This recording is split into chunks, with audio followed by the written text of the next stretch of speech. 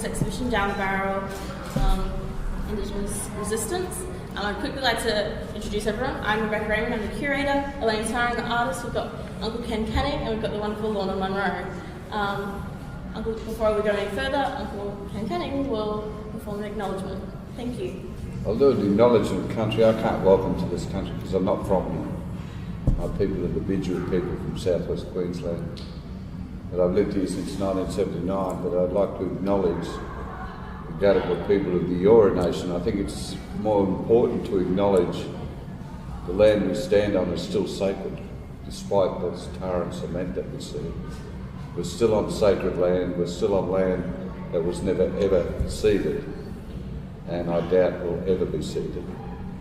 It's important to note that during such an exhibition of protest, that we as Aboriginal people have never stopped fighting for our land. It's important to note that now in recent times people are starting to say we should have monuments up. We've been saying that for many, many, many years. What I'd like to see is our federal governments and our state governments and our education department reflect what we see here today. We've been fighting against what happened in 1788, and that was a war was declared on Aboriginal peoples that spread right throughout the land. Our country is yet mature enough to acknowledge that it was warfare. And until they do, the warfare will still go on. I'm afraid it will still continue. We have to acknowledge that. Because, and this is not about anybody who's sitting here, you wouldn't be here if you did not see the point of view of our resistance. But we have to acknowledge that we are living in an environment where federal governments and state governments are still engaging in active warfare against Aboriginal peoples. It's good to see in this exhibition also to acknowledge all the brave people in this exhibition, but it's also good to see that all the children were involved and that Elaine has chosen to show the children. This is generations of resistance are sitting right there. It's good to be here to have some fond memories. There's people on there that I won't mention their names, but they're since gone. But they fought the good fight. I think we should acknowledge two things. Our sacred country still exists in every square centimetre of this country. And our resistance is forever alive. Thank you. Thanks, Uncle Ken, for setting the context. It's always overwhelming too to be sitting in a room and talking about history when we've got people that were actually part of that history here. My parents are Lyle and Jenny Munro. They were very much involved in the Black Power movement that hit this country, starting from Redfern and Waterloo. They had moved here in the 70s from their respective missions, which were Moree and Cow. Missions were a very controlled environment that, my mum and dad's generation were probably the first to leave the missions and come to the cities for, much more opportunities and to create a safe black space away from the racism that was experienced in the towns and things like that at the time, and that are still happening today. There's so many incidences that we can talk about that has really formed the legacy of Aboriginal resistance that people like me have inherited today. And I always, have to give an acknowledgement and acknowledge people like my mother and father that, dished up black politics and history like breakfast, lunch and dinner every single day. And I have found myself in a position to be able to educate other people, my own peers in school, my own cousins, even, through the university environment and stuff like that. I'm now back at my local school, Alexandria Park Community School, facilitating a language and poetry writing project called Yalagari, which means speak the truth in Wiradjuri. I didn't grow up with language. I didn't grow up being surrounded by culture and all these sort of things. I had to find that for myself. I had to reclaim that, and that was, again, you know, very much because of the foundations that were laid by the previous generation. They politicised a lot of the things that they didn't have because they didn't want the young people blaming themselves for being cultureless, languageless and lost. So very much a part of my generation, we've really run with that, and we've really immersed ourselves and are breathing life into things that have been called dead for some time now. You know, we don't like to even use that language, dead. We like to talk about, you know, breathing life into something that's been asleep for a very long time. And our old people have been waiting for, you know, us. They've been waiting for us to come through and keep pushing these boundaries that were pushed back then and before them, and the people that influence them people and the people that influence them people. And that's why we talk about Aboriginal resistance as a legacy. It's not just history, it's a legacy that's been inherited. So I think I've done like heaps of notes over the last couple of like weeks, just because being a little history geek, you know, you always want to have dates and stuff like that, but to tell you the truth, white concepts of time are irrelevant in this story because something that happened 240 years ago is still very much playing out today, which is why we have, you know, such visceral conversations that pop up every 26th of January. You know, whether this country was colonised or settled, whether it was invaded or settled, actually. You know, there's a big campaign at the moment to change the date. Change the date is a redundant thing because we're still celebrating colonialism. So, you know, what's the point of changing it to another day to celebrate colonialism and genocide on another day? Yeah, no. Okay, so the genesis of Aboriginal resistance, as Uncle Ken has talked about, was birthed on the shores of Coronel in 1770 when two warriors contested the first landing party by order of Captain Cook, and they were shot at for their efforts. The weaponry left behind, as it was so carefully worded by the British Museum, is today the centre of a huge debate between the museum and descendants of these two warriors. The shield in question still to this day wears a hole the size and shape of a bullet, a musket bullet, at the time, but is deemed to have been the result of the firing as recorded in Cook's diaries. The people in the museum say it was a hole created by a spear.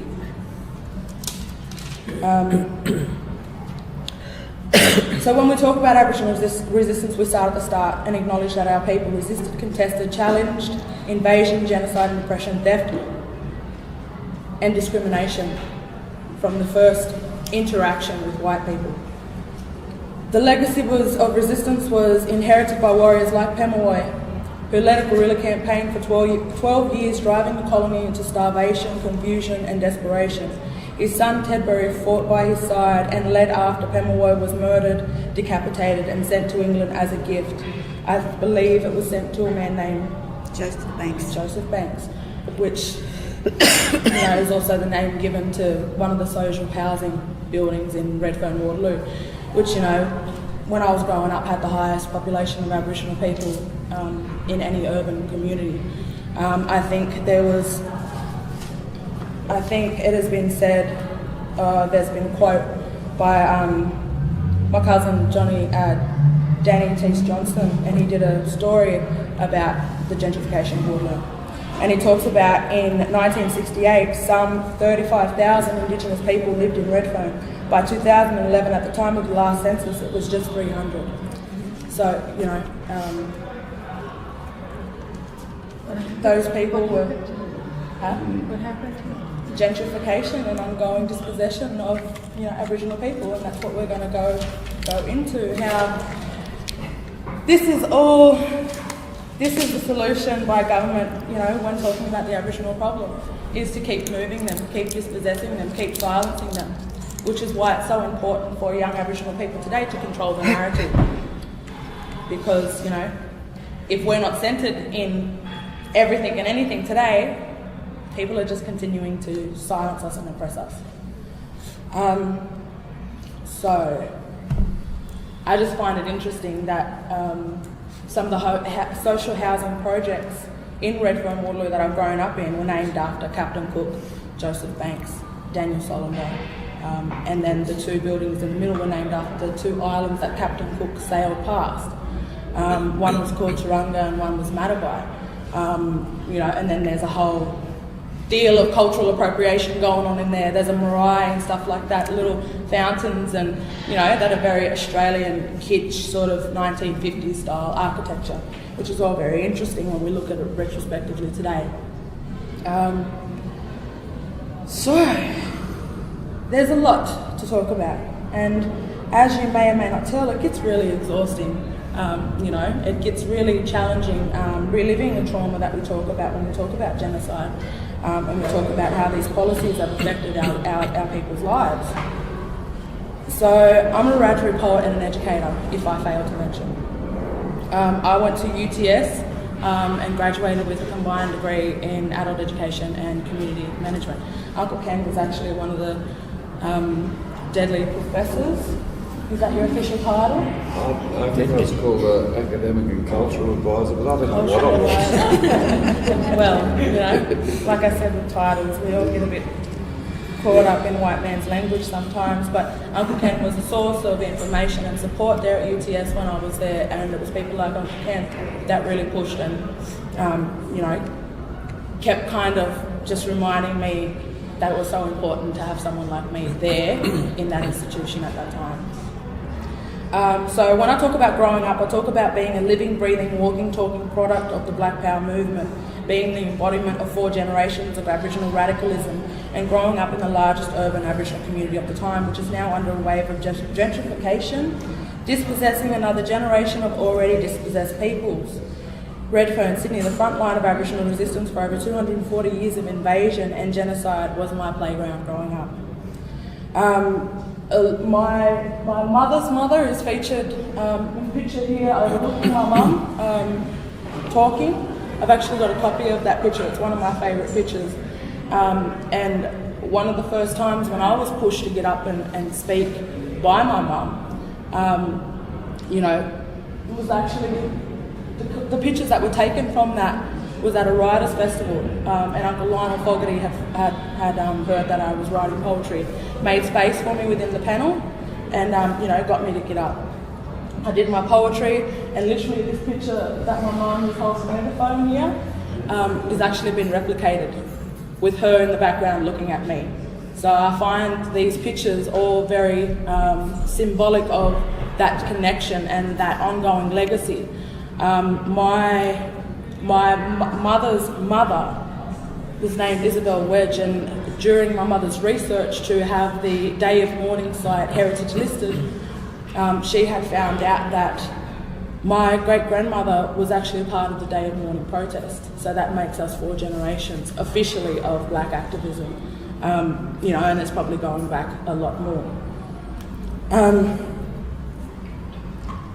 So I've had the pleasure of having the best teachers growing up and being exposed to black literature from an early age and having positive reinforcement at home and in the community I lived in has enabled me to be able to reiterate the history, I say the legacy of embodying ancient warrior bloodlines.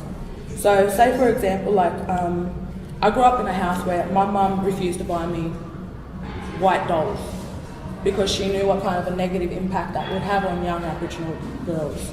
So she did things like ordered dolls that would have cost a lot of money back then, special edition cultural dolls that had Native American dress and African dress and all the Indigenous sort of, special edition little dolls at that time. When I went to university, I realised how important that was, because when I was growing up, I noticed that I didn't fall into a lot of the toxicity that people my age fell into, because I had people like my mum that was always just really reinforcing a decolonised methodology of thinking and being, and reinforcing that positive black view of the world, which doesn't correlate with the white view that we've been forced to kind of have. That's why Aboriginal children, have poor literature and numeracy skills apparently, but a lot of the white teachers in the department does not consider the fact that Aboriginal children have only been exposed to English language and numbers and literacy for 200 years. So we've actually mastered that faster than any non-English speaking people in the world. but our children are still getting blamed for past policies and how that has affected our people.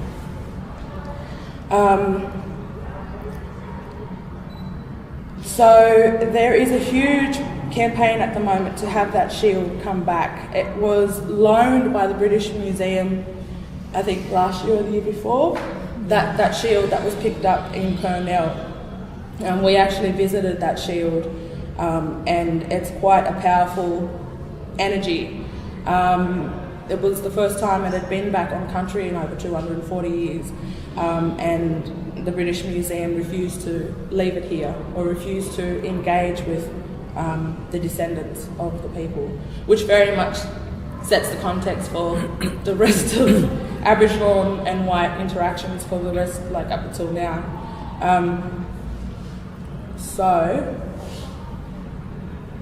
then we talk about people like Pelot, and we talk about the campaign that he led, the 12 years of the resistance war that he fought, with him being murdered in 1802 and his head being sent back to Joseph Banks. His son Tedbury continued the resistance for some years. It was said that he had continued for at least another 9 years after his father died. In 1820, white men followed two black fellows over a mountain and called it Blue. Windradine of the Wiradjuri kept the invaders bound to Sydney Cove for a lot longer than what they were expecting. So, when I talk about my involvement with Aboriginal resistance, we're always talking about people like Windradine and people like Pelot, who knew the kind of damage that was going to be felt as a part of that colonialism. They knew what kind of heartbreak this generation would be feeling, and that is why they died fighting to keep white people in Sydney Cove, to keep them from invading further country. And then after that first push over the Blue Mountains by Blaxland, Wentworth, and what was the other white fellow's name? That followed two black fellows over the mountain. We talk about these statues, we talk about these colonial statues and celebrations. Where are the statues for our heroes? Where are the statues for, any of our resistance heroes? You go to somewhere like Peru, and you go to somewhere like Cusco, right in the middle of the center square, they have a statue of Tupac.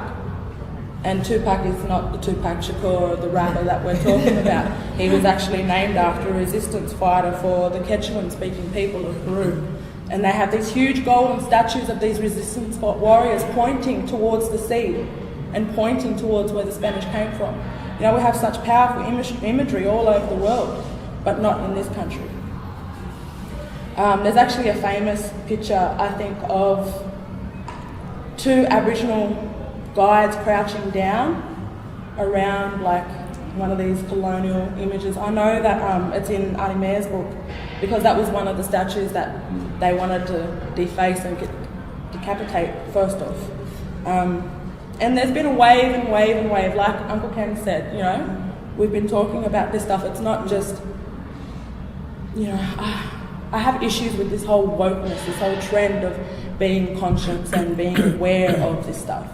When, there has been people that have been talking about this for a very, very long time. Even in my life, I've been talking about statues of Pelot, and then white people have then named a suburb after him and filled it with people that he died fighting to keep out. So can you understand how contorted and distorted that they represent our history? But of course, history is only ever written in the eyes of the colonisers. So again, what happens to the colonised? And this is what happens. We're still fighting for the control of the narrative. So everywhere white men attempted to push invasion further was met by Aboriginal warriors resisting that invasion. Dundalli, Jandamara and Yagan are just some of them. Go and look up what has happened. Look up this history, because it is accessible. Years of protection and assimilation, government policies of eugenics and slavery left our people confined to the outskirts of towns managed by missionaries, preaching the words of a white God who loved the hard-working, unfortunate black man for his free labour.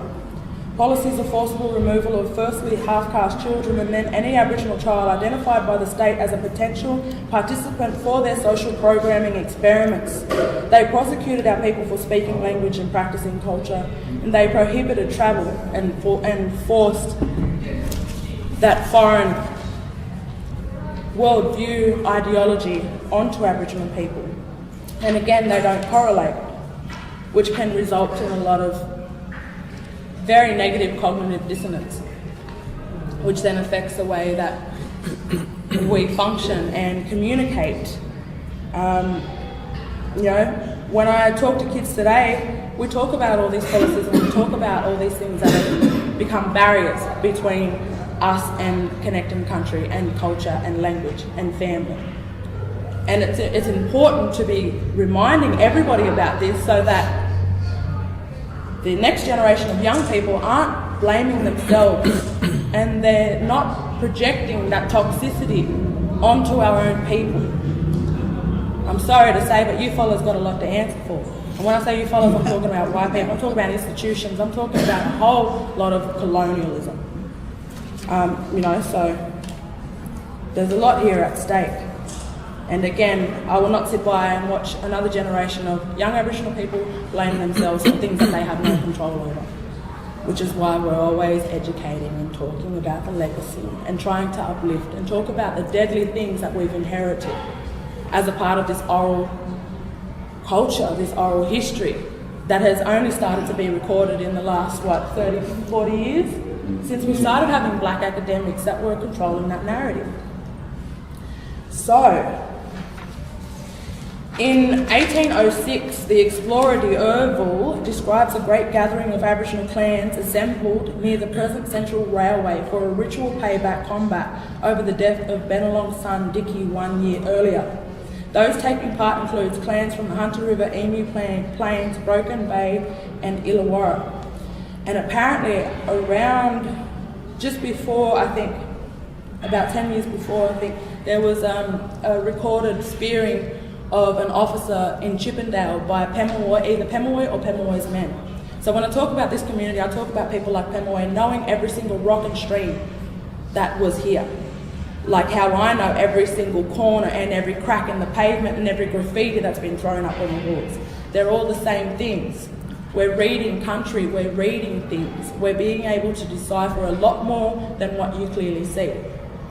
And again, we're always trying to get people to look at things with Aboriginal eyes, and that is being able to peel back the layers and understand what this country is. So say, for example, if we was to be able to, if before these buildings were built and we were looking out this way, we'd be able to see the marshes and the swamplands that came up from Blackwater Bay. I often talk about Redfern. Without all these buildings here, we would actually be able to see the harbour. We would actually be able to hear the harbour. And I have this theory that before white people came here and destroyed the tank streams and a lot of the river systems, the intricate waterways that have developed over thousands and thousands and thousands of years were destroyed like that in 2 or 3 years. These things are now being turned into the canal, and I like to imagine all of these waterways when they were in their full stream. It would have been a lot like the Kimberleys. It would have been very hard to get in and out unless you knew how to come in and out, which is why it was so hard for them, white people in Sydney Cove, to get any further. But I often tell the kids to imagine being able to get from King's Cross to, up around Elizabeth Bay or Bondi to the back of Marionville on a canoe. And that's just how intricate and beautiful our water systems were back then. It's completely different today. Sydney, of course, was chosen as the site for the new colony because of the tank stream and because of the source of fresh water here. So then at the end of the 19th century, there were increasingly insistent calls for the removal of Indigenous people from the streets of Sydney. The city's population had grown from 54,000 in 1851 to 96,000 in 1861 and 383,000 by 1891. There was evidence of Aboriginal families living in boat sheds in Circular Quay in 1830, with many moving out to La Perouse, Botany Bay and South Sydney. 1886, influx of people from Illawarra, Burragong Valley and the Hunter River. Aboriginal people still frequented the freshwater springs of Pyrmont well until 1870.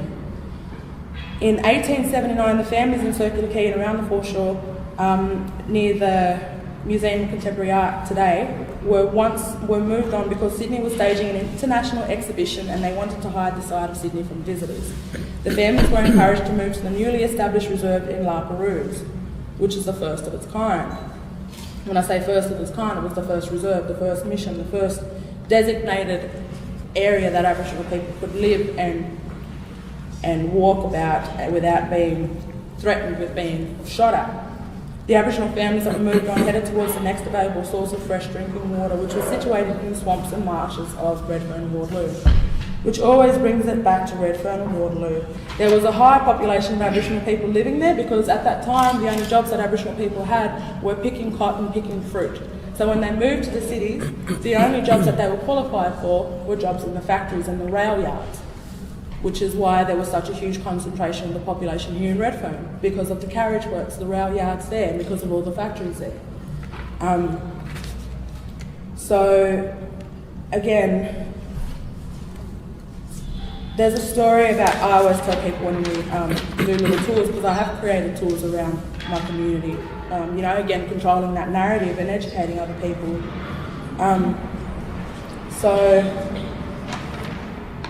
When the park was created, Redfern Park, the local swamp had to be drained. Before this, the cricket games would have had to pause to help the local farmer across the road to pull his cows out of the swamp. The palm trees that still remain in Redfern Park were given to the local community by John the Baptist, who owned the local garden that fed colonial Sydney. So Redfern was allowed to kind of be a marketplace and a pretty place for the ladies to lunch, who were the wives and officers of the governors. There was always Aboriginal presence there. So the block in modern times was the subject of a large protest in the early 1970s when landlords in the area conducted a campaign of evicting all Aboriginal residents. A group of campaigners led by the future judge Bob Belair successfully lobbied the Whitlam government to transfer ownership of the block to the Aboriginal Housing Company in 1972. The area was significant as an affordable source of low-cost housing for disadvantaged Aboriginal people.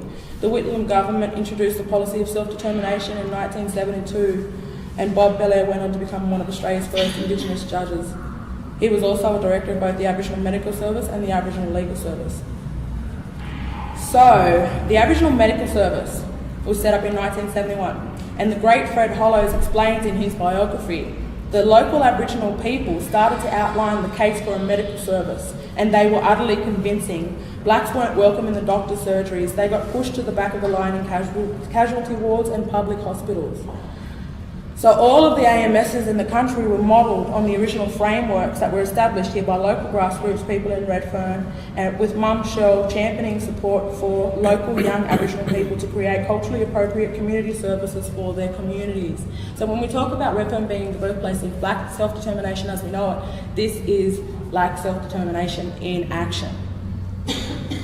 So we also talk about Black theatre as just being as much about land rights and the political movement as the Aboriginal legal service. So the people who were involved in the establishment of the country's first Aboriginal community-controlled organisations like the legal service and medical service were also involved with the creation of a public forum so that young Aboriginal people could artistically express themselves without discrimination, and they called this the National Black Theatre. So National Black Theatre was a theatre company run by a small group, based in Sydney, based in Redfern. The original concept for the theatre grew out of political struggles, especially the land rights demonstrations, which at the time were being organised by the Black Moratorium Committee, including people like Gary Foley and my uncle Paul Coe. The centre held workshops in modern dancing, tribal dancing, writing for theatre, karate and photography, and provided a venue for new Aboriginal drama. It also ran drama classes under Brian Syron, who conducted the first of a planned series of 6-week full-time workshops for his students, who include Jack Davis, Freddie Reynolds, Maureen Watson, who's just behind me here, there's another in front of the microphone. As a Black poet, I'm always talking about people like Auntie Maureen because I have the pleasure of working with their great nieces. Ross Watson's daughter, Tila Watson, who performs under the name of Ancestress because she embodies the message of our ancestors today. I'm privileged to be able to work with descendants of the same people that were all working together 40, 50 years ago. And we're still continuing that message. So we've got Lillian Crombie. These people went on to become known in the Aboriginal community for their work in the Australian theatre and film industries. And there's many more to mention. You know, I've obviously picked this up when I was studying at uni. When we talk about, you know, what happened with black theatre, when I started talking to people, they were saying once that they started accepting government funding, that was sort of the beginning of the end. Because they were no longer accountable to the community, they became accountable to their funding sources. Which is why today we're always pushing for private funding. We're always pushing for support from the community, you know, from you guys that have inherited the wealth of this country, to be able to leverage that privilege now. You know this history, you know what you have to do. But unfortunately, a lot of people don't want to part with their inherited comfortability. So the Metropolitan Local Aboriginal Land Council was established at the Black Theatre in 1973, illustrating its value as a community hub, with the first chairperson, Billy Craigie, also being one of the 4 men who set up the Aboriginal Tent Embassy in 1972. So my uncle Billy Craigie married my mother's sister, Annie, as well. You know, and these again, when we talk about these people, I'm talking about aunties and uncles, I'm talking about grandparents, I'm talking about people that I've had, you know, teach me specific things around my mother's table. And Uncle Billy always deserves a mention because of the act. You know, one of the things that he was asked in 1988, after all the marches down to government, Elaine Macquarie's chair, and they set up an embassy there and claimed that space. He was asked to launch a book about the bicentenary, and he agreed to launch this book. And when he got to the steps of the Opera House where they had this big media scrum and launch and all this sort of stuff, my Uncle Bill was the type of person, and these sort of stories describe this personality. He was talking about the book and talking about the bicentenary and talking about genocide, and he got a bit worked up in this whole sort of media PR thing. And he was talking about how inappropriate it was for him to have been asked to launch a book about the bicentenary and about celebrating colonialism and genocide. Mm-hmm. So he said, well, these are not his exact words, but he said, I'll launch the book all right, and he chucked it in the harbour. This same man, apparently, after Gary Foley had met Harold Thomas and took the Aboriginal flag that we now know today that Harold Thomas designed, took that from South Australia and then brought it to the embassy.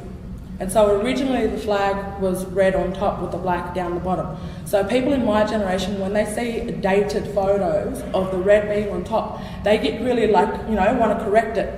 And they're like, oh, it's black on top, that's upside down. But the generation that I come from has been born into a series of inherited distress that they're not actually aware of the fact that the flag was originally red on top. It was my uncle who turned it upside down to signify an international distress call back in 1970s.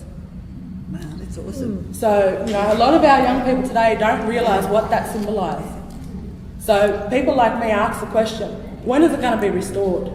When are we going to be able to put that red back on top and have it the original way? Because right now, we all believe that with the black on the top, that's distress. How it's supposed to be, which signifies distress. The state of distress that my generation has been born in.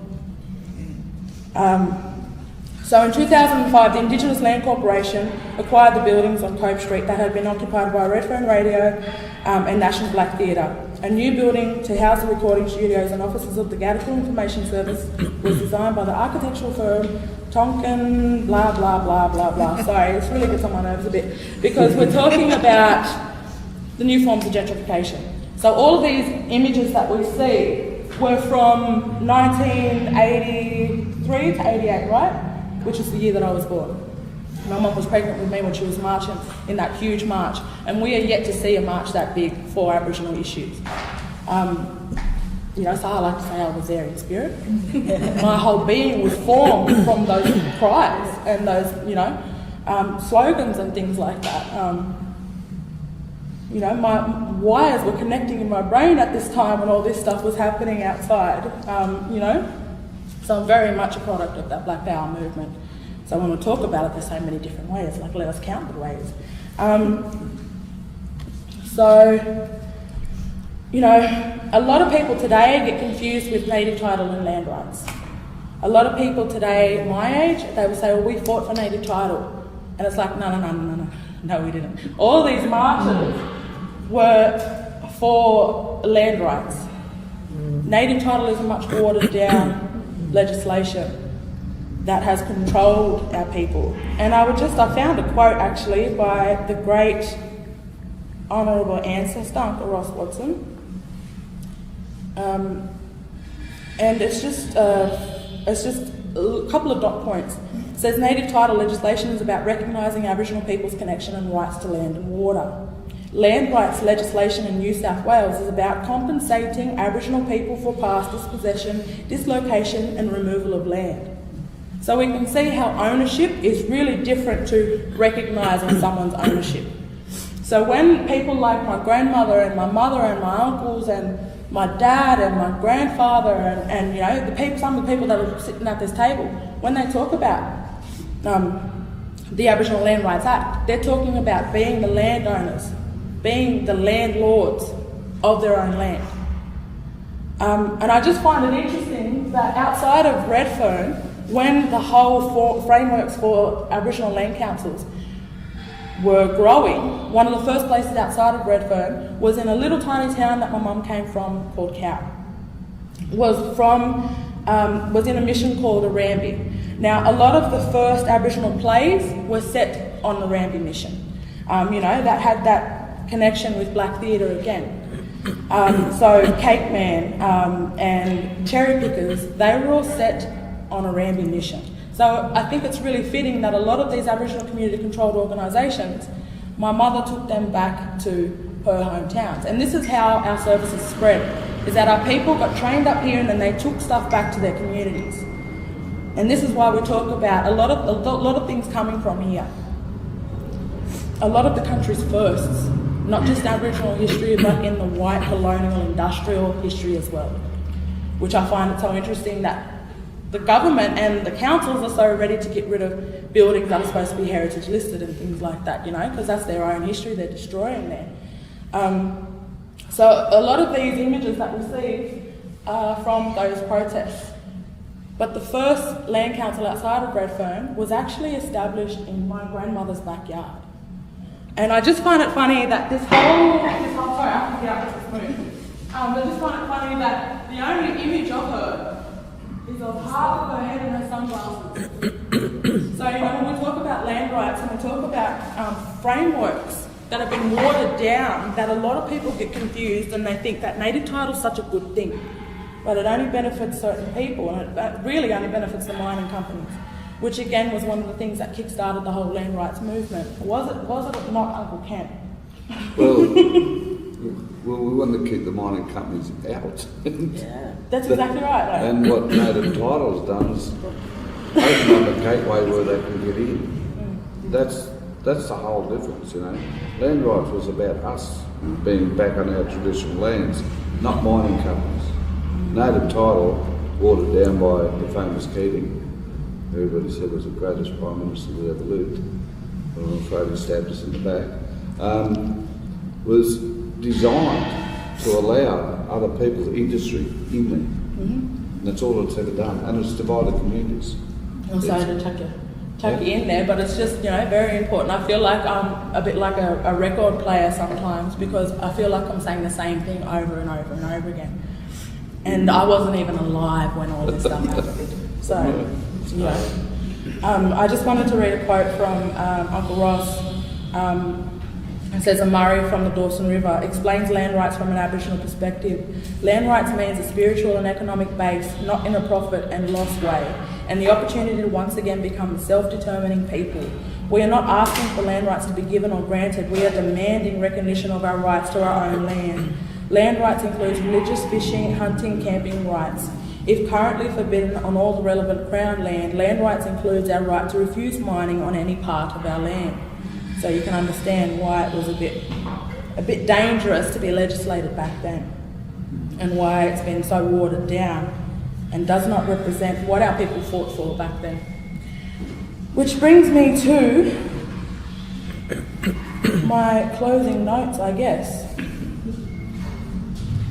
So a lot of the spaces that I've been able to develop and grow my worldview are because of the fights from our previous people.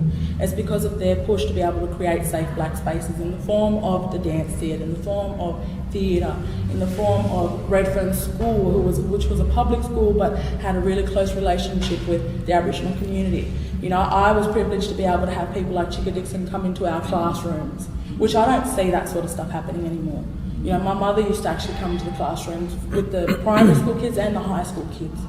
And that is something that I'm pushing for working in the institutions today, is always to connecting to Aboriginal communities and having Aboriginal people control the narrative. Because there's a lot of push and shove when it comes to the curriculum and how we talk about Australian history today. So Marawina was a preschool, one of the first formed in this country based on culturally appropriate educational programs.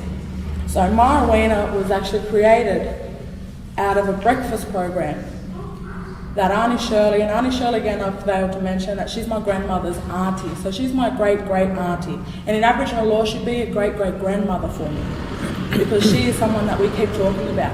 When we talk about statues actually, she's the only one that has a statue in anywhere in Sydney. Yeah, she's Mum Cheryl. Yes. Yeah. So, you know, Mum Cheryl was one of the people that pushed for Marawina. Marawina was following the Black Power breakfast programs and community services. A lot of them people, they said that they had to take up guns to force people out of medical buildings to then take them over. They'd had to do a lot of things with force. So a lot of people, you know, from Mum and that generation, they were influenced from all these radical thinking people.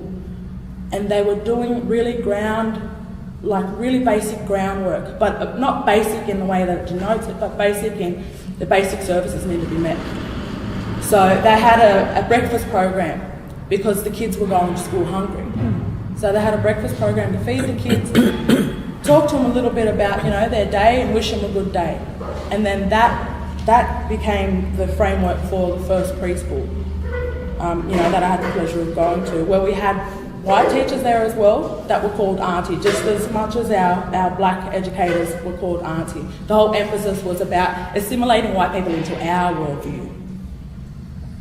So, which brings us to now, and some of the things that I guess I'm trying to do in my community, and trying to remind people about how deadly this community was and what it has given to other people, in the hopes that your mob start to give something back now. So whatever that is, whatever you can give back, that's the time to start thinking about that. That's the time to start educating your people about all this history, so we don't have to keep reliving the trauma of having to educate you fellas about stuff that we all share and we've all been a part of. So, the history and legacy of Aboriginal resistance is also the future for this country. This country, if it does not have a black future, it has no future at all. And I guess that's a good note to leave it on. So, thank you for inviting me. Thanks, Uncle Ken, for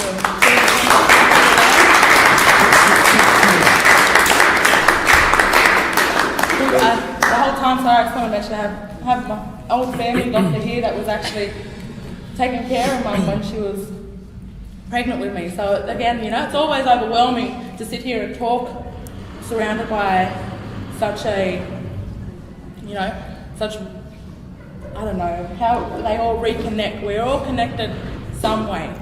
It's just a matter of you finding out how. And that's exactly how I talk to my students.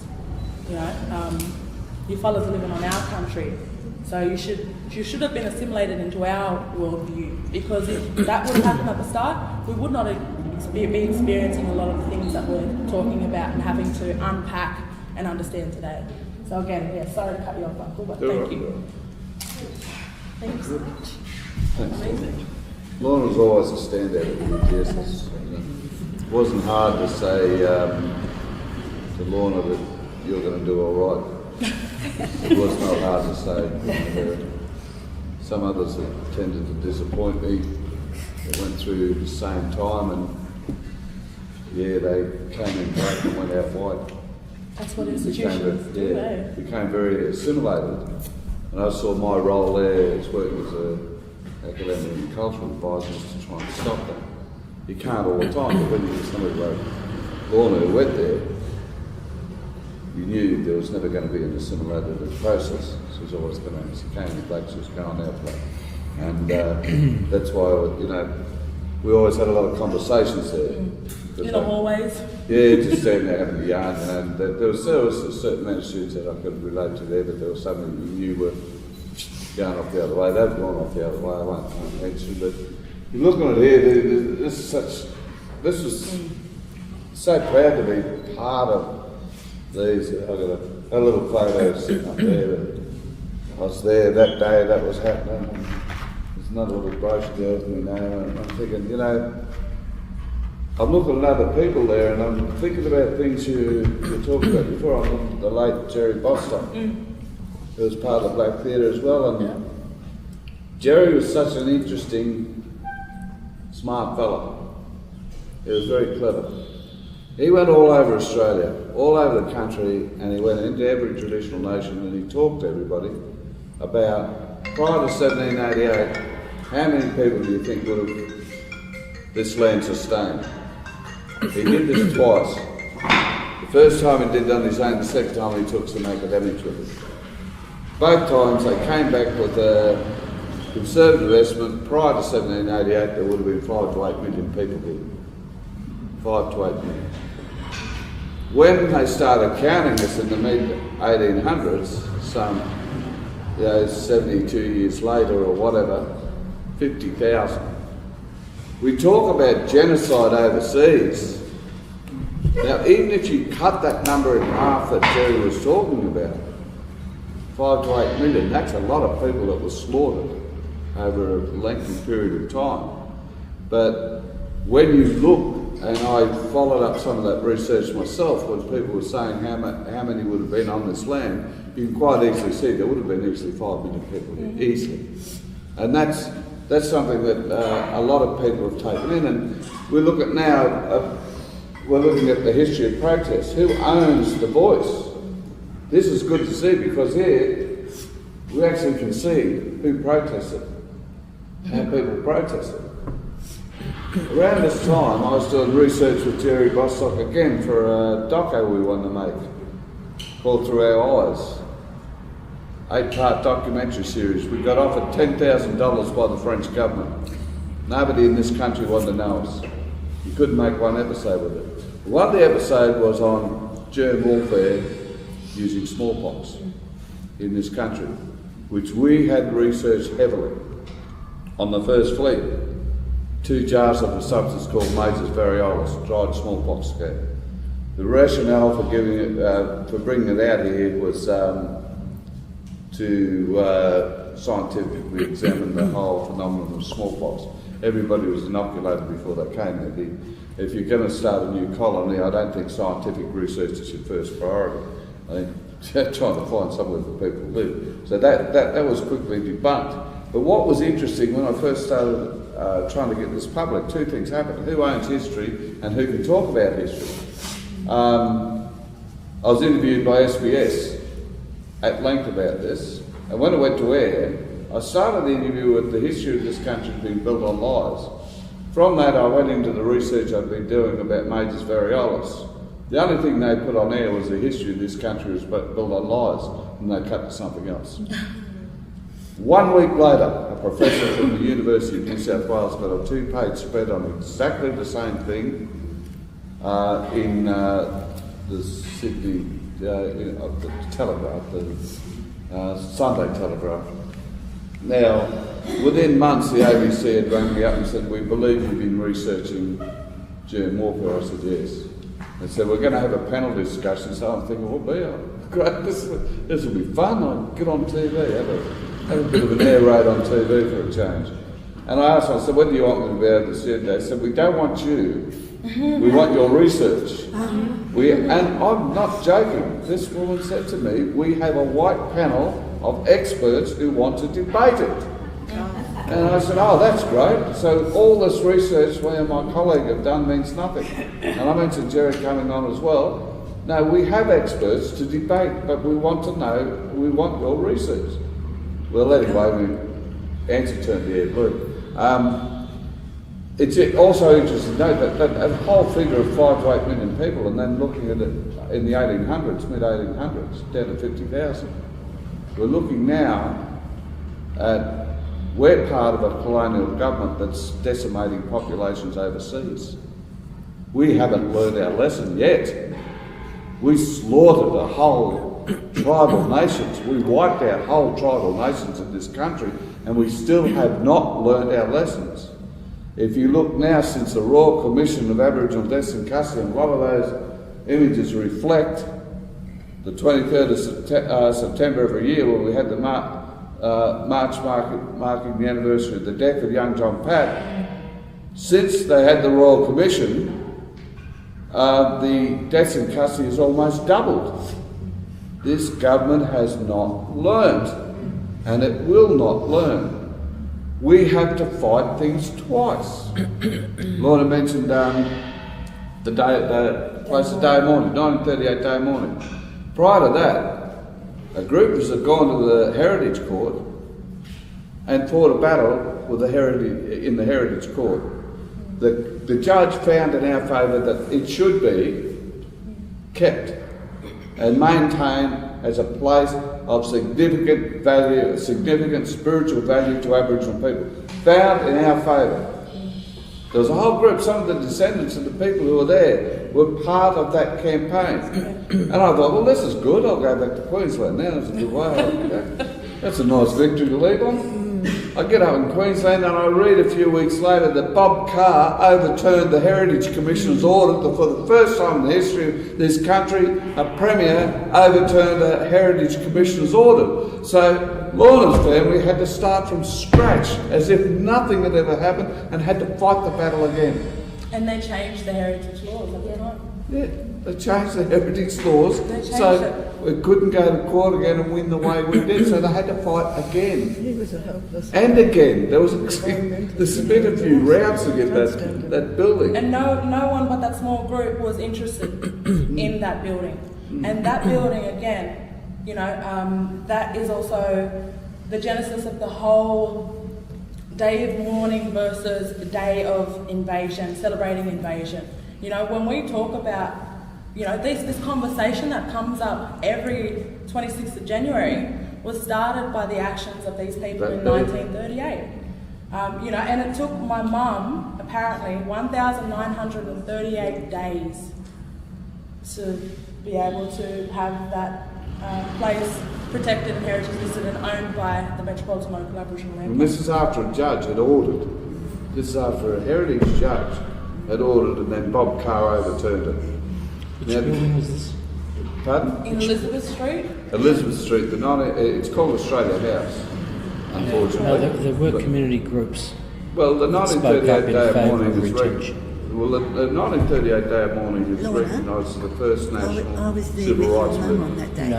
And it happened there. Now, a lot of our activists, a lot of the people you see there, we were always inspired by Pemulwuy. We were always inspired by all of our activists that came through. But the people who were involved in the 1938 Day of Mourning were our modern day heroes. Yeah. And to see them slapped down like that by Bob Carr was unforgivable. It was totally unforgivable. So there's no way, if anybody ever mentions me, Bob Carr was a nice bloke, I'd like to go right off the deep end. A lot of, when we're talking about families, we did come from a history of activism. We've been going through my family for years and years, and my old grandmother, they gave her the name of Jane Boyd. We saw written a police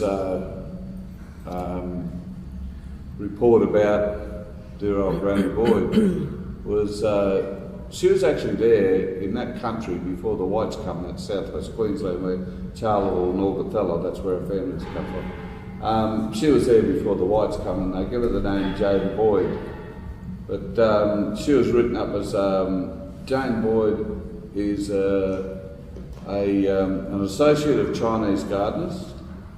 My granny reckons the association was well a bit closer than talking anyway. And they said she was an opium smoker, which was dicey. But they said she was armed with stolen rifles from the police and would shoot at police. That's something in our oral history we already knew.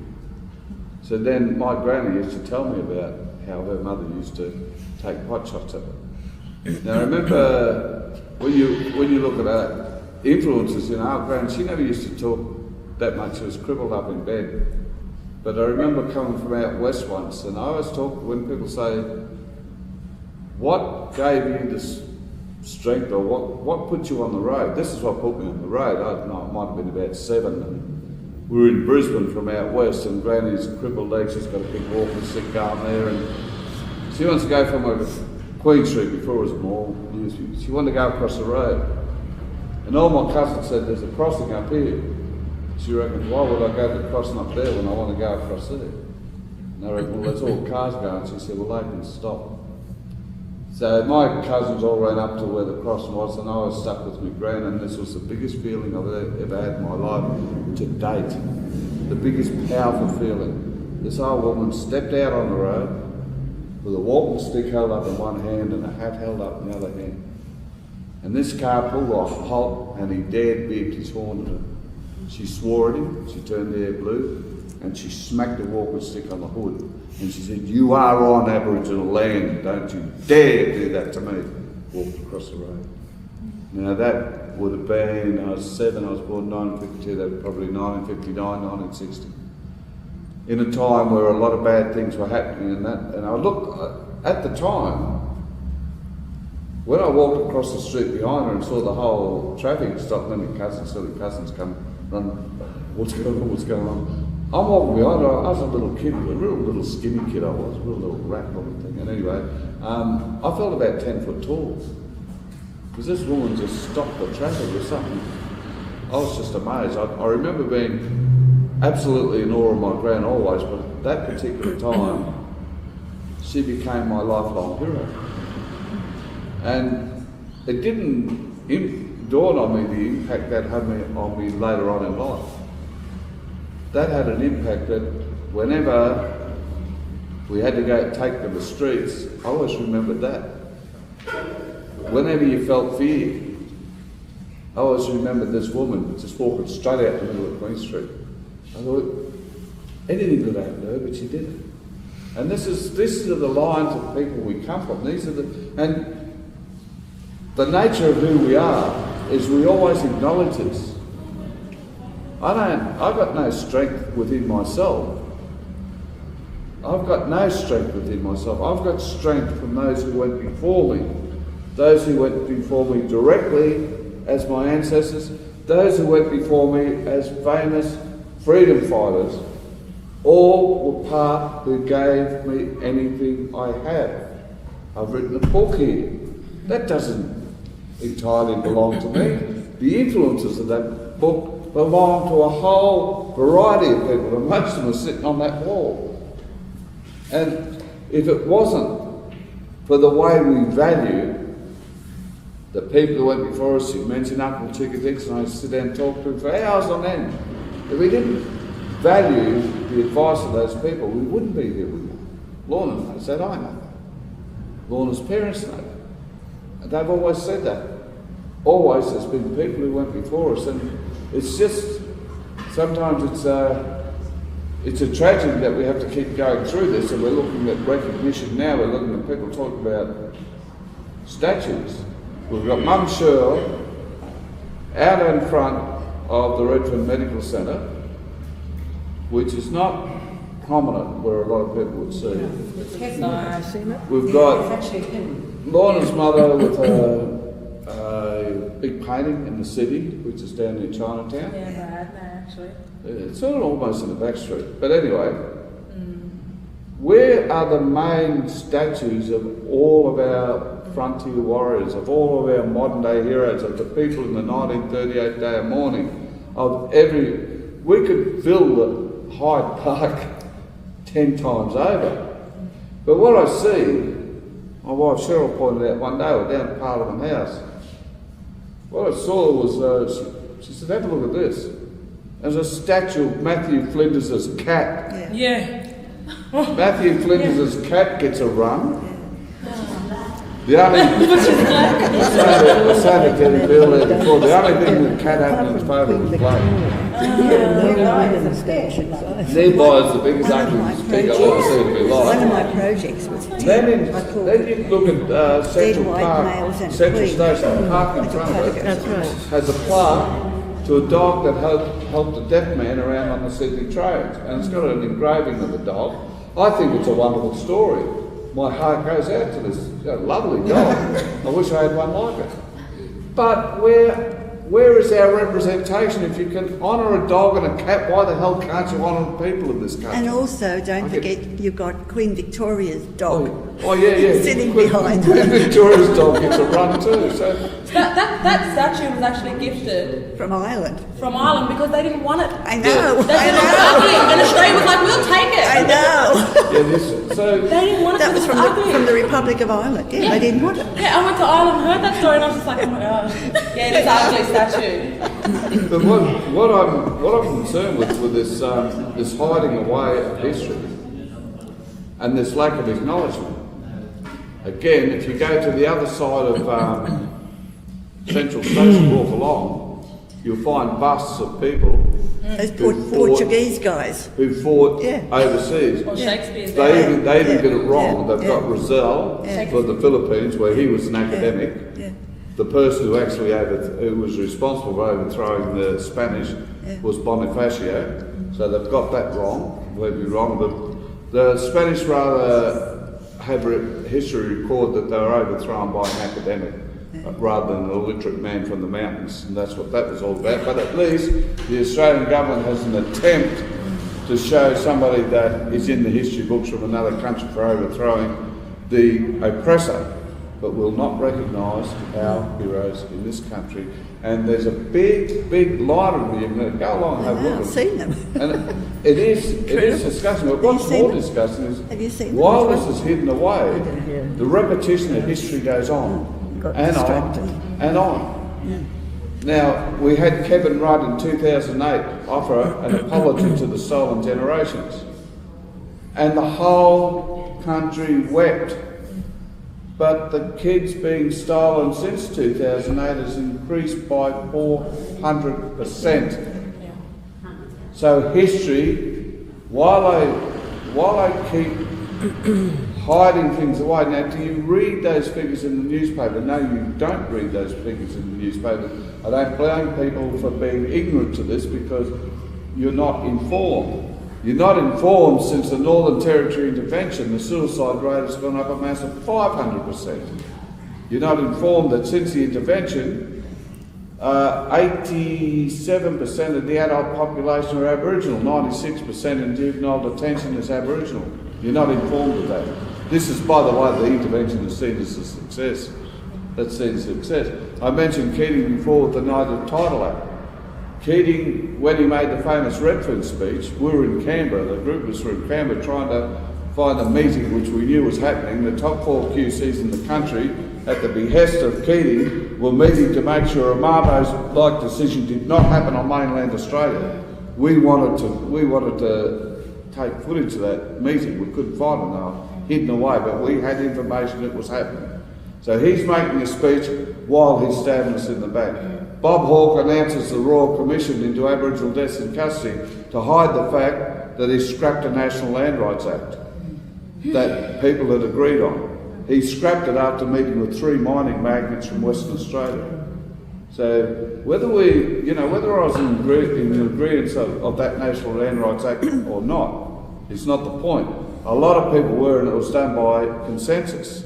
He meets with 3 people and bang, it's gone out the window. To hide the fact, he announces the Royal Commission into Aboriginal deaths in custody, which we know was a $60 million waste of time because more than 100 deaths were investigated, and I won't go into it, but some of them were blatant murders.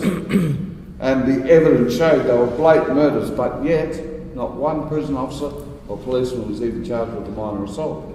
As a matter of fact, if you look at the history of this country, we have not had a prison officer or police officer found guilty of the death of an Aboriginal person yet.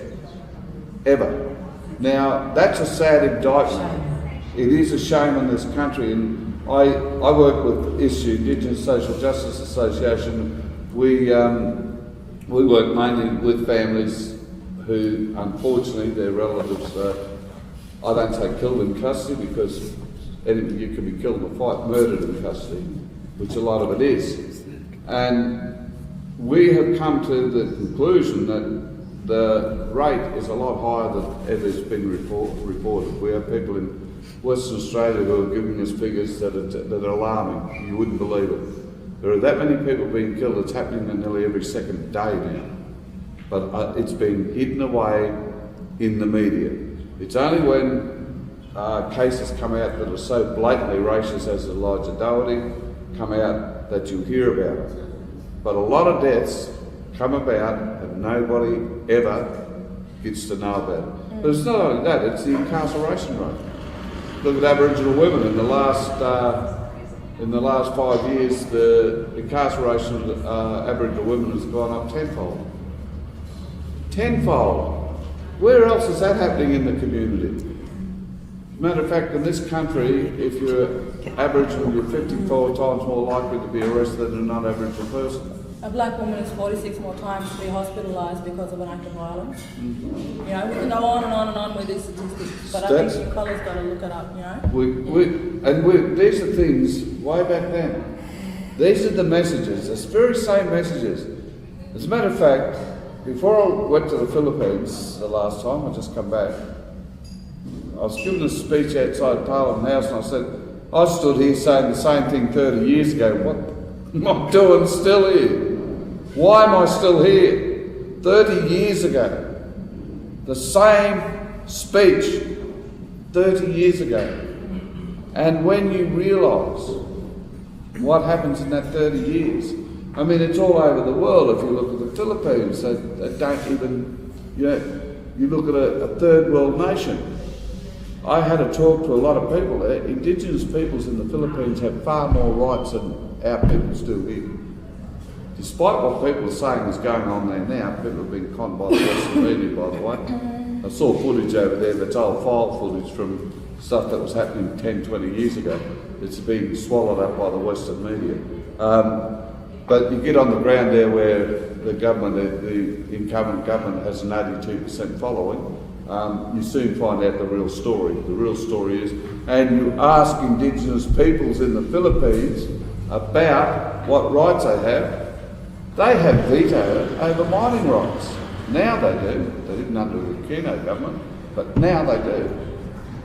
What has happened in recent months is a lot of mines that were opened by Aquino on Indigenous lands were shut down by Duterte because they were on native land. He said, get out, that belongs to these people.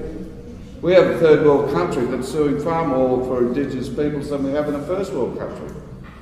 And yet this person's being described as some murderous dictator. That's another argument. And that's not the argument for today, but if you look at historically, they had a man called Kulapu who speared Magellan.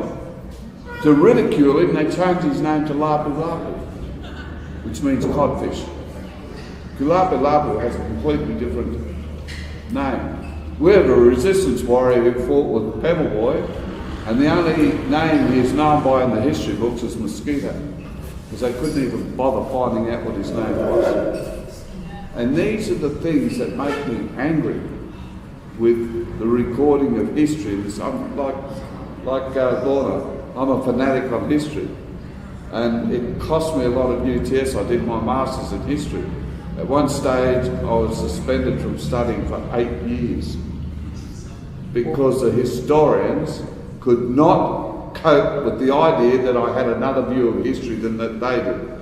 And I had people on the postgraduate studies committee who were on side with me, who would report to me what the postgraduate studies committee were talking about. And some of the senior lecturers were saying, do you realise if he gets these theses up and running, he'll be lecturing here and we won't? And that's what it was about. Again, who owns history? This is why exhibitions like this should come out. Because that clearly shows, looking at the protests of Aboriginal people in this country has come from us. I've often heard over the years, a lot of concessions have been made on your behalf. No, we fought for it. When some of these photos, these people were involved in struggles in the 1970s, and as Lorna pointed out, in the 1970s, all these great organisations opened. Unfortunately, I was incarcerated from 1970 to 1979. I missed out on the struggle there. But let me tell you, within the prison system, Aboriginal prisoners were politicised. I know up in Queensland, in Bogger Road, we had our own little club who used to sit around and talk about the whole reason we were there. And we knew why we were there. The politics of why we were there. We knew it, and we knew that very much way back then that we were actually in the middle of a war. And the war included killing us in custody and included locking us up forever and a day.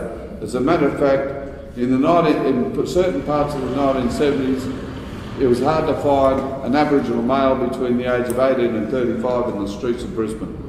They were all in Bogger Road or up in Townsville. So even there, I remember Franny Peters Little coming to me because she was a kid and went to the Tent Embassy and she was making a doco about it. She came to me and she said, what did the Tent Embassy mean to you? And I said, solitary confinement. She said, what? Because she thought I was out. I said, no, what happened was a lot of us had been active inside prison. When the Tent Embassy broke out, we were under the J.B. Peterson regime, you might remember. So when the Tent Embassy broke out, we were all put into solitary.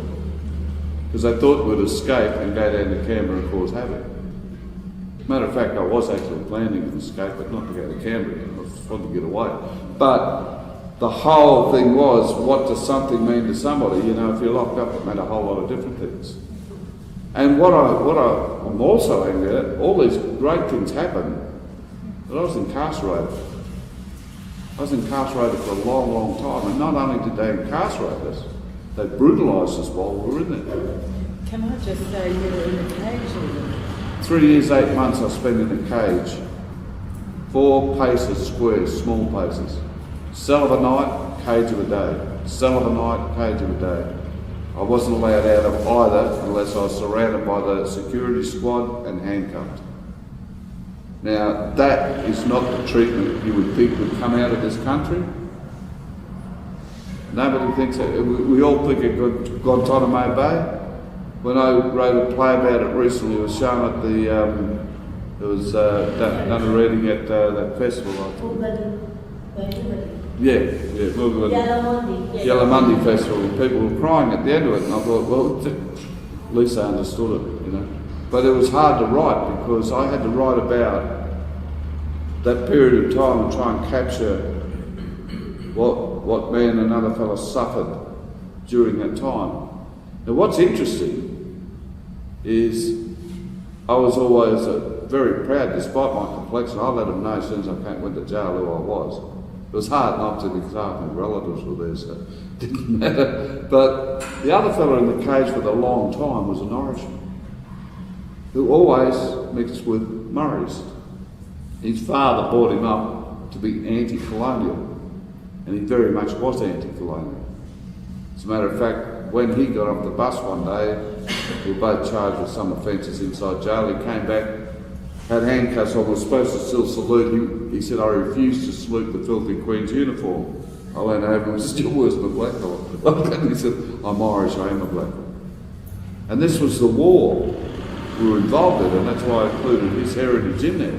Because, like Lorna said, she went to Ireland. You didn't go to Ireland for nothing, did you?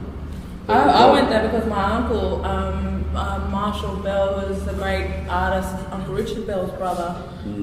He said, if you're in this part of the world, do me a favour and go and visit, my brothers that adopted me, and I adopted them when they came out to Australia.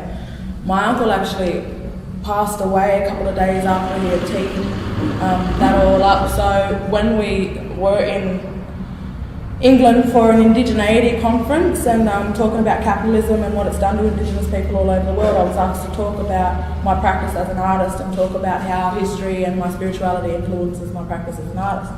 So, we was over there in London. We ended up taking off to Ireland for a week because we was in that part of the world, and it was one of my uncle's last things that he had actually done before he passed away. So, I went over there and met with Uncle Frankie Quinn and Uncle Sean McKiernan, who were the photographers whose images about Belfast in the 90s and the 80s and the 70s, those were the first images of the troubles that got out to the rest of the world. So, I was staying with people that were also very politically active in their communities, and they had treated us like black queens, they had literally taken care of us. They had one of a friend that was a historian, did a little tour for us, and the next day we spent a day at the gallery, looking at archival footage and looking at a lot of the first prints, because, the gallery that they had there in Belfast, it was made specifically to be a conduit for the community to be able to tell their stories. So what a lot of the older people in that community did, they bequeathed their family history stuff to this gallery. So there was all these really, really old, early photographs or early depictions or engravings that become, the early photographs at the time before we had that technology. But the images that they have of the Irish people when they first, were interacting with the English people at that time, they were actually looked very much like the images that were drawn in Sydney when English came here and they started interacting with Gadigal. So, there's this big question about, the Irish being the blacks of Europe. And it was just because they got treated like the blacks of Europe. But what they're starting to find out is that they actually had dark skin. They actually, their lifestyles were very hunter-gatherer, and I don't even like using that term again, but it was very much parallel with the way that Aboriginal pre-colonial society there was. are clan and tribal groups, but you look at the struggle, it's mirrored.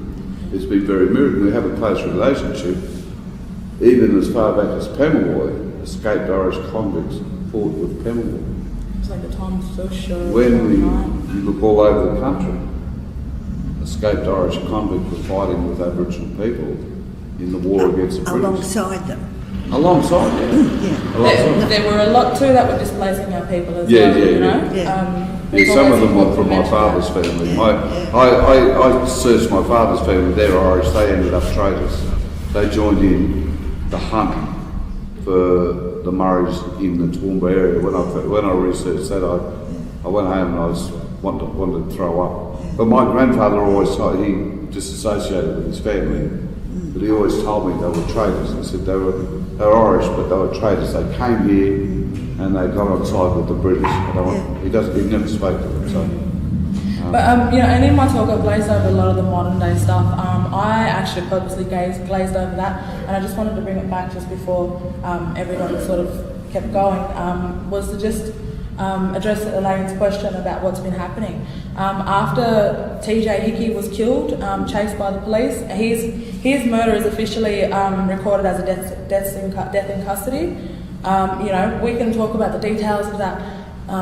We can go on and on and on, or you guys can research it and look up, some of the things that happened. A lot of the times it's recorded as a riot. When you look at those images, they're children protecting their safety.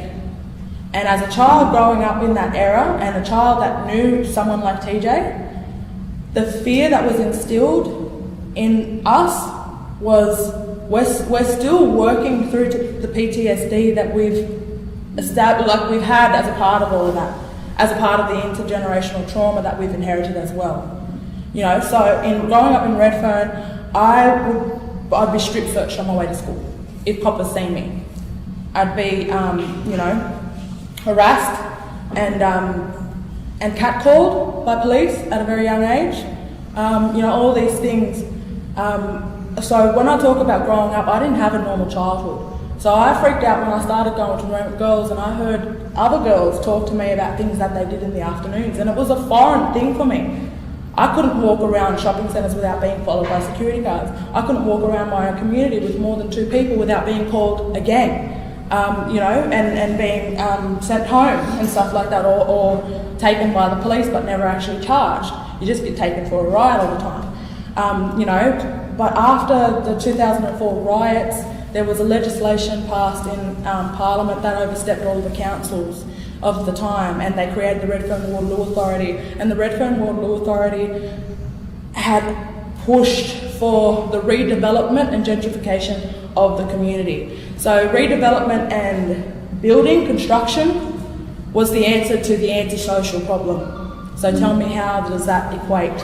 And then they actually brought in Aboriginal people from other communities to come here and do the work, which is again a very colonial thing to do. Like Argyle up in Kununurra, they got my husband's people to come on to Murrawong country and build the dam, which started conflict between them. It's called divide and rule. Exactly, divide and conquer, and that's exactly a tool of colonisation. So another tool of colonisation is capitalism, rape, displacement,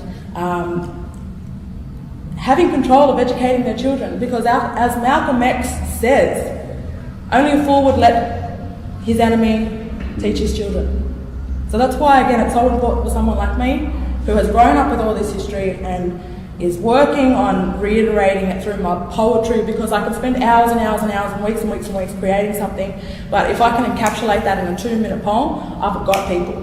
And Gary Foley talks about how efficient that was when he started dabbling with theatre. He talks about that effect and being able to make people drop their guard and to be able to touch their emotions. And again, this is what we're always trying to do, is unpack all this stuff and to humanise our stories, because we've been dehumanised in order to justify all of these things.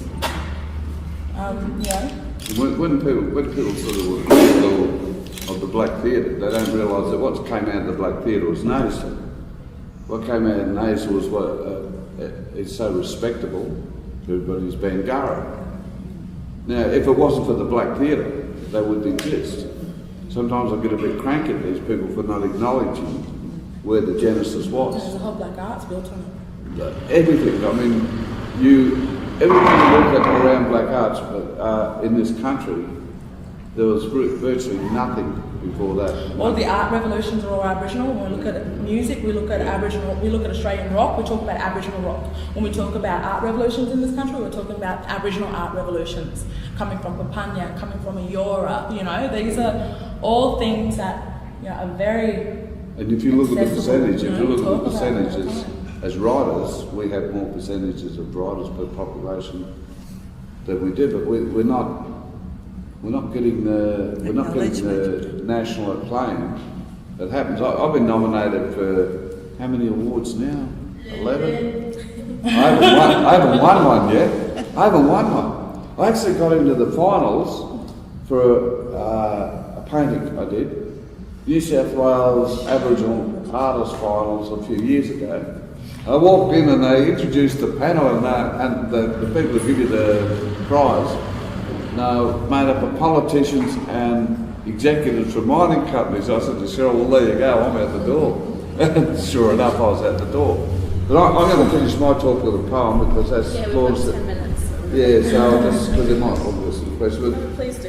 I just changed glasses. Otherwise I won't see, but when we did this film, we did one about how I felt isolation, coming out of jail when a lot of my brothers were killed inside jail. There's a moving scene in the play 49 Days a Week where a man is listening to his best friend being beaten to death. And later on somebody came up to me and said, how on earth did you imagine that? So I didn't imagine it, I listened to it. And it was a very close brother from Cherbourg. in a cell 2 up from me, and I listened while they beat him to death all night long. And so did the rest of us. The next day, white prisoners were down in the yard. We weren't allowed out. They never allowed us out for days and days on end. They knew we would burn the joint of the ground. Anyway, this is more about how they didn't win. Instead of captured, I called it uncaptured. You branded me a number. You flogged, tortured, and tried to culturally alienate me. Cages, battens, underground tombs of death to decay the soul. Scar tissue, physical and mental, is your justice. Year in, year out, until violence is the norm. Hysterical laughter of supposed victory of my oppression. My spirit soars, the old one strengthened my will to survive your barbarism. Time grinds, eternity release. You crush my body, but my spirit outlives your strange ways. I walk and walk and walk to freedom, while you die in your bile of violence. Was my answer to the people who brutalised me. To say,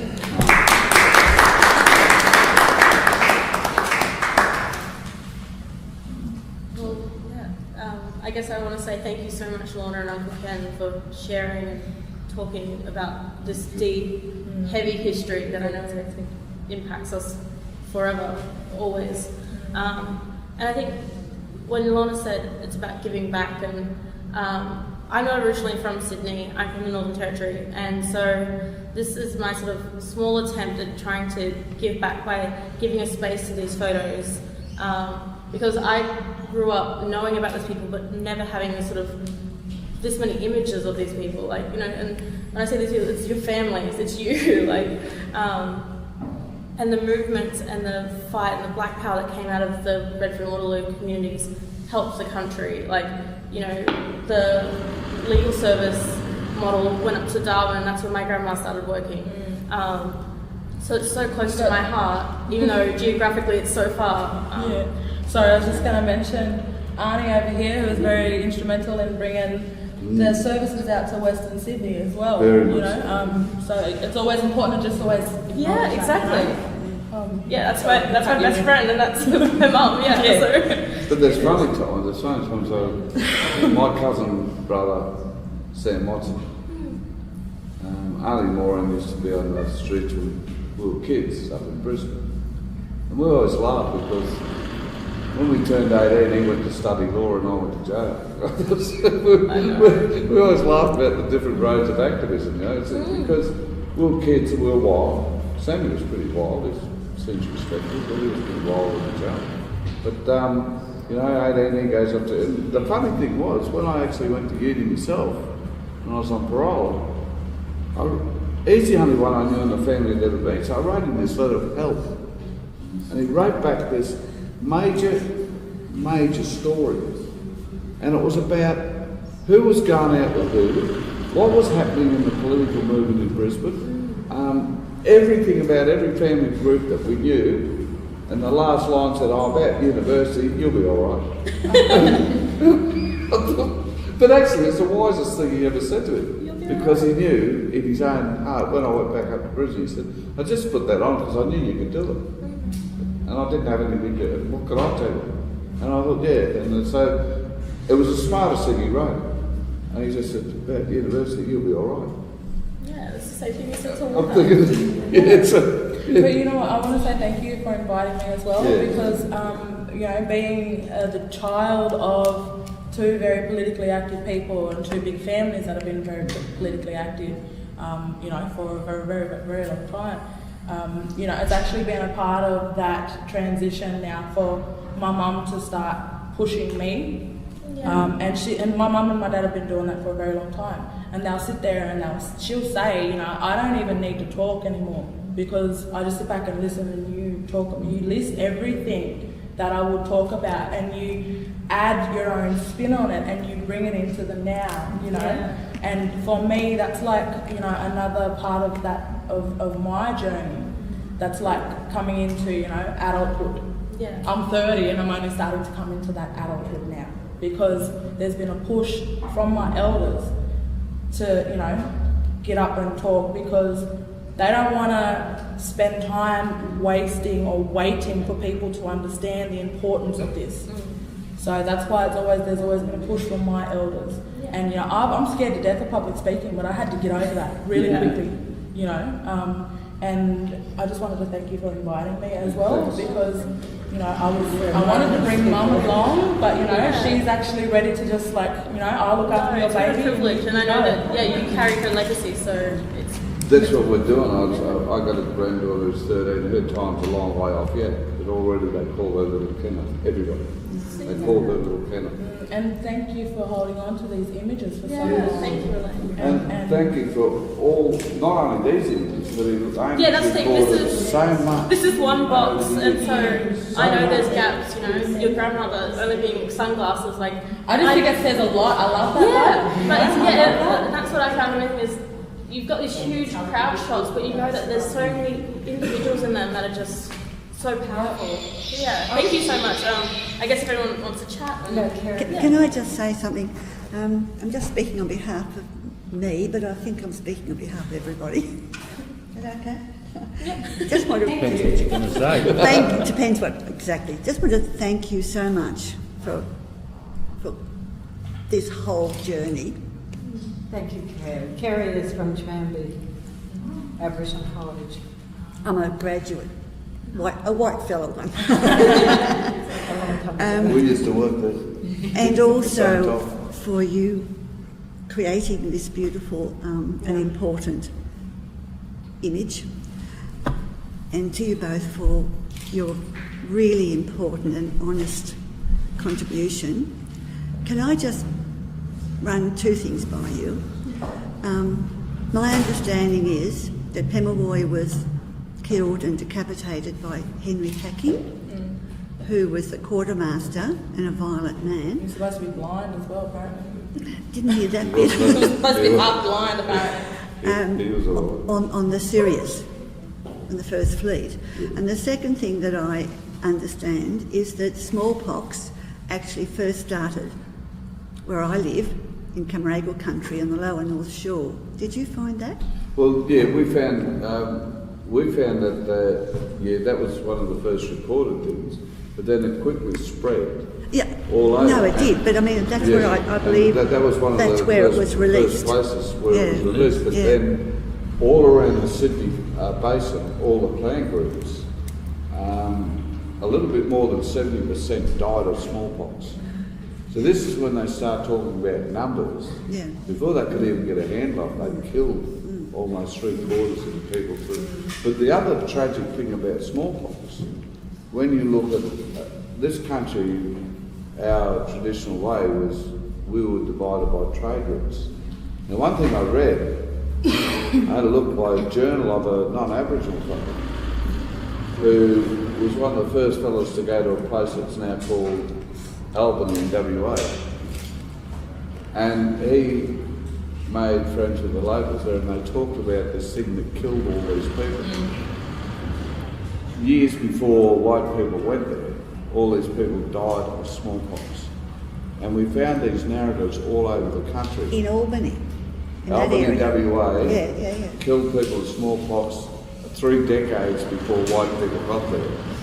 The trade routes went right up the Northern Territory. The smallpox and diseases went along the trade routes.